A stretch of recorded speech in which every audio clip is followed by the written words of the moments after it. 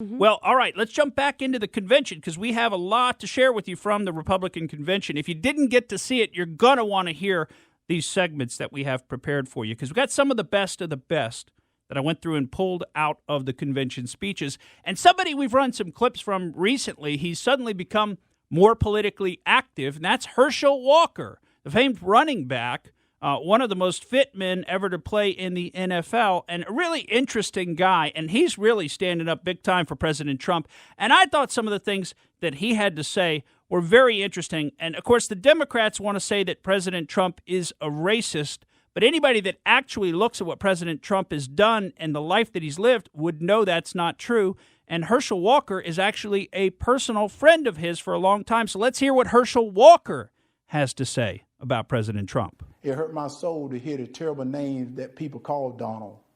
The worst one is racist.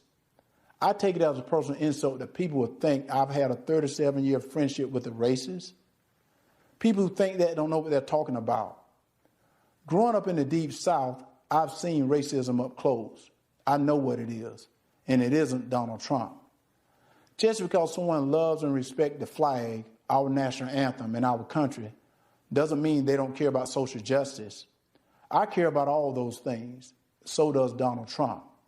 He shows how much he cares about social justice in the black community through his actions. And his action speaks louder than stickers or slogans on a jersey. He keeps right on fighting to improve the lives of black Americans and all Americans. He works night and day. He never stops. He leaves nothing on the field. Some people don't like his style, the way he knocks down obstacles that get in the way of his goals. People on the opposing team didn't like when I ran over them either. But that's how you get the job done.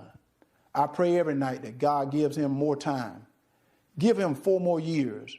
He has accomplished so much almost all by himself on a constant attack. But there's still more work to be done. If you love America and want to make it better, Donald Trump is your president.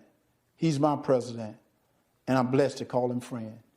Wow, don't you just love the way Herschel Walker speaks? I mean, he's so plain-spoken, common sense, and direct. He said he's lost a lot of friends over the years because of his friendship with Donald Trump. Mm-hmm. Or I should say after the last 4 years. It wasn't a problem until 4 years ago.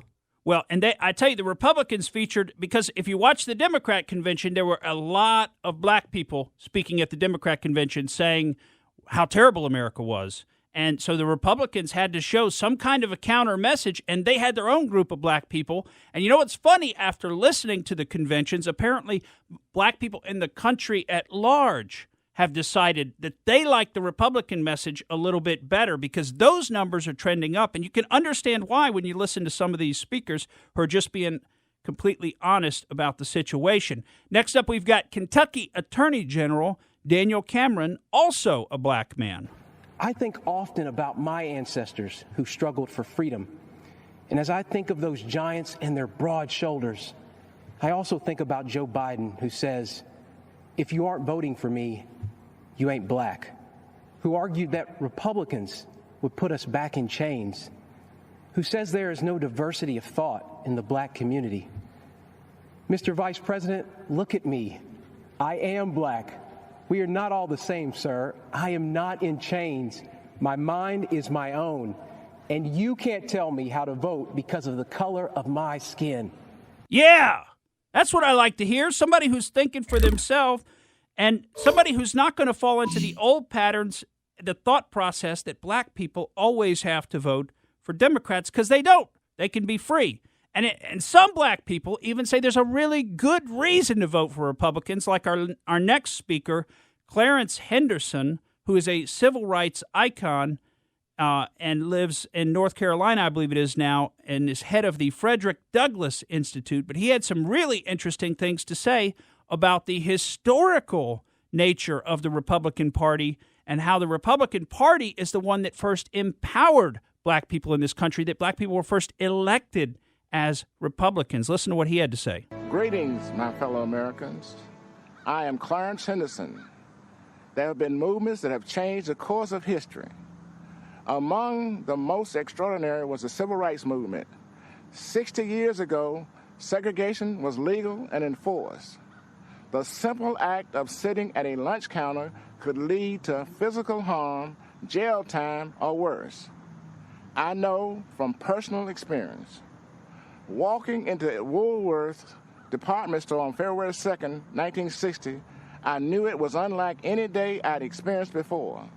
My friends had been denied service the day before because of the color of their skin. We knew it wasn't right. But when we went back the next day, I didn't know whether I was going to come out in a vertical or prone position, in handcuffs or on a stretcher, or even in a body bag. By sitting down to order a cup of coffee, we challenged injustice. We knew it was necessary, but we didn't know what would happen. We faced down the KKK. We were cursed at and called all kinds of names. They threatened to kill us, and some of us were arrested, but it was worth it. Our actions inspired similar protests throughout the South against racial injustice. And in the end, segregation was abolished, and our country moved a step closer to true equality for all. That's what actual peaceful protest can accomplish. America isn't perfect. We're always improving. But the great thing about this country is that it's not where you come from, it's where you're going. I was born on what some would call the wrong side of the tracks. I don't even have a birth certificate. I never attended an integrated school, and am the only one out of my immediate family who graduated from college, an HBCU. I'm a military veteran and a civil rights activist. And you know what else? I'm a Republican, and I support Donald Trump. If that sounds strange, you don't know your history. It was the Republican Party that passed the 13th Amendment, abolishing slavery. It was a Republican Party that passed the 14th Amendment, giving black men citizenship. It was the Republican Party that passed the 15th Amendment, giving black men the right to vote.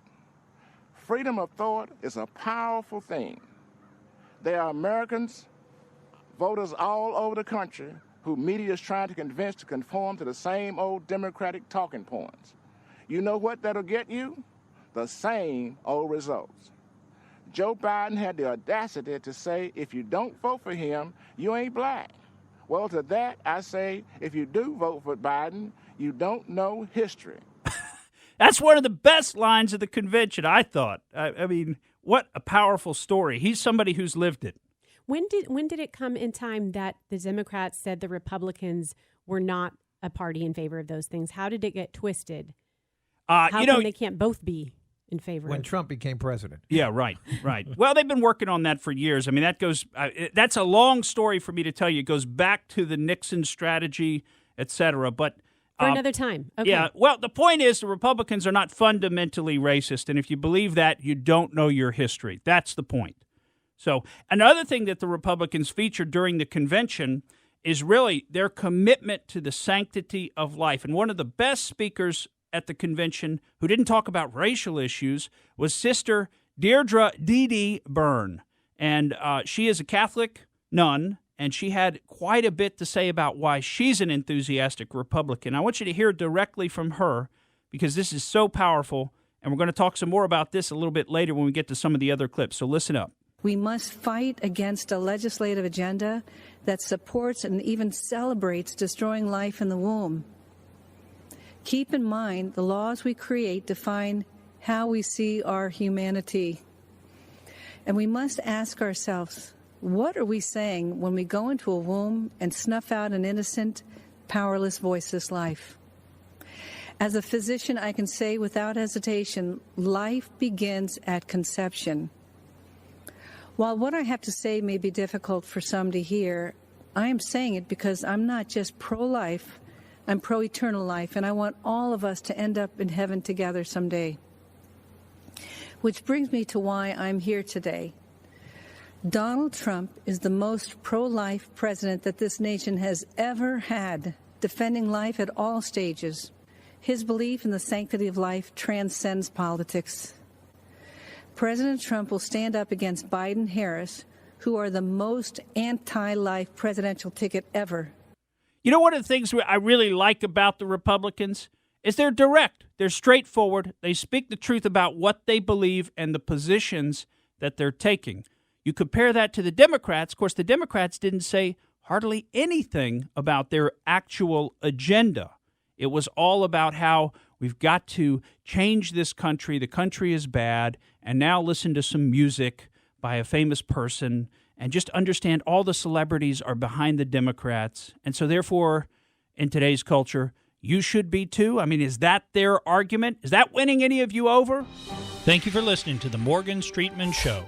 We hope you enjoyed what you heard. And if you did, please click like and subscribe to help us out. And remember that we recommend that you exercise your brain at least once a week.